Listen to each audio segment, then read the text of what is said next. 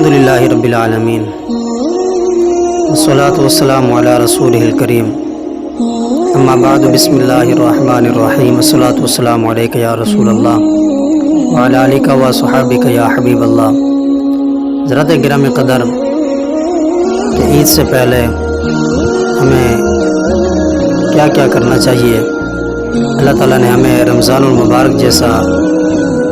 مقدس عظیم ترین ہمیں یہ مہینہ عطا فرمایا، اور بھلائیوں کا مہینہ، خیر خواہی کا مہینہ، ایک دوسرے کے ساتھ محبت، ایک دوسرے کے ساتھ بھلائی کرنے کا مہینہ ہمیں عطا فرمایا۔ کتنی اللہ تعالیٰ کی ہمارے ساتھ محبت ہے، تو ہم اس کے اندر نیکیوں میں دلچسپی بڑھا لیتے ہیں، نیکیاں بھی بڑھ جاتی ہیں، اس کا اجر و ثواب بھی بڑھ جاتا ہے۔ لیکن حضور علیہ السلام نے فرمایا کہ عید الفطر کے دن جو ہے اللہ تعالیٰ ان نیکیوں کا ہمیں انعام عطا فرماتا ہے۔ فرماتے ہیں کہ جس طرح ایک مزدور مزدوری کر کے آخری دن وہ اپنی مزدوری لیتا ہے، فرمایا کہ عید الفطر کا دن بھی عظیم ترین دن ہے کہ ہمیں بھی اس دن کو نیکیوں کے اندر گزارنے کی توفیق دے، کیونکہ پورا رمضان المبارک ہم نے روزے بھی رکھے جن کو اللہ تعالیٰ نے توفیق دی، اور بھلائیاں بھی کی، روزے افطار بھی کروائے،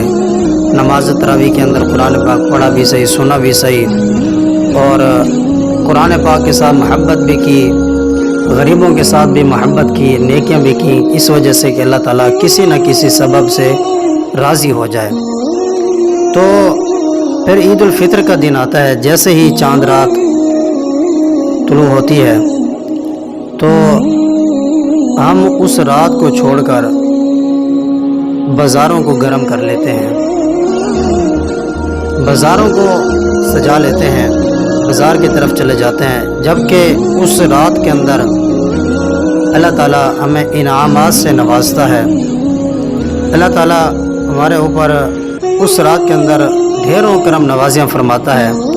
لیکن ہم اس رات کو غفلت کے اندر گزارتے ہیں، بازاروں کے اندر، گلی کوچوں کے اندر، چوکوں کے اوپر کھڑے ہو کے،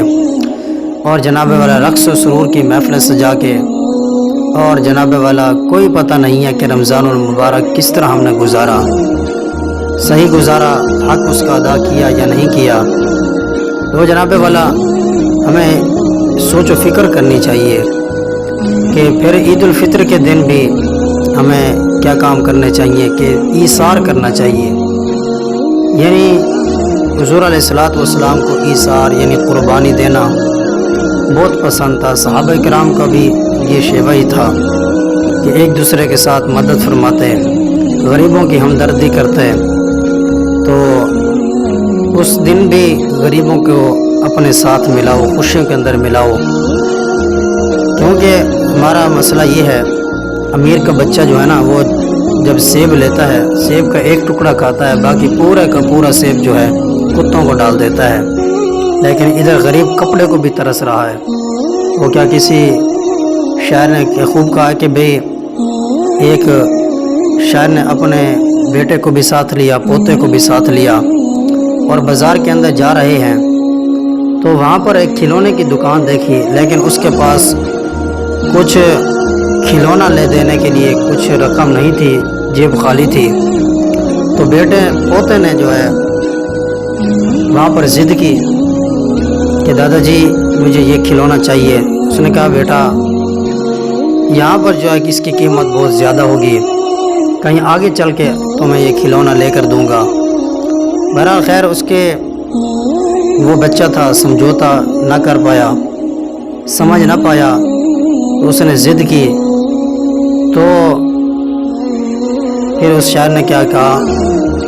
میں کہ سمجھوتا کر بیٹھتے ہیں بچے، یہ تو نادان بچے ہیں۔ پھر ماں جو ہے اس خوف سے، اس ڈر سے سلا دیتی ہے دوپہر کو بچوں کو کہ کہیں کھلونا بیچنے والا پھر نہ آ جائے، اس وجہ سے سلا دیتی ہے ماں کو، ماں اپنے بیٹے کو، اس وجہ سے کہ کہیں کھلونا بیچنے والا پھر نہ آ جائے۔ تو ہمیں بھی عید الفطر کے دن عید کی خوشیوں میں جو بے سہارا ہیں ان کا سہارا بنیں، جو بے لباس ہیں ان کا لباس پہنانے کے لیے ان کو کچھ عطا کریں، ان کو لباس لے کر دے دیں۔ اور جس کے پاس کوئی کھانے کو کوئی چیز نہیں، تو آپ کے پاس تو اللہ تعالیٰ نے بہت کچھ عطا فرمایا، تو انہی میں سے رب کی بارگاہ میں خرچ کرتے ہوئے ان کا سہارا بنیں، تو انشاءاللہ اللہ تعالیٰ کی کرم نوازی ہوں گی، اللہ تعالیٰ کی رحمتیں چھم چھم برسیں گی، اللہ تعالیٰ روزی رزق کے اندر بھی برکتیں ڈالے گا۔ جو رمضان المبارک کے اندر غلطیاں کوتاہی ہوئی تھیں وہ بھی اللہ تعالیٰ درگزر فرما دے گا۔ تو عید کی خوشیوں میں یہی پیغام کہ عید کی خوشیوں میں بے سہارے کا سہارا بنے، اللہ عز و جل عمل کی توفیق عطا فرمائے۔